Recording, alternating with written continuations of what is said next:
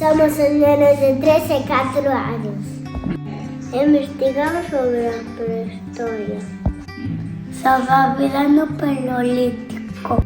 Hombres y mujeres vivían en covas, en el cazadores y pescadores. Hacía pinturas dentro de las covas. Cazaban mamuts, bisontes y cervos.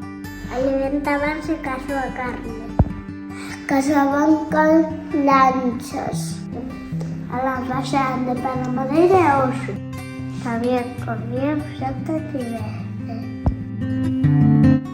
Vestíanse con las peles de los animales. Hacía el lume. El lume los daba luz y calor.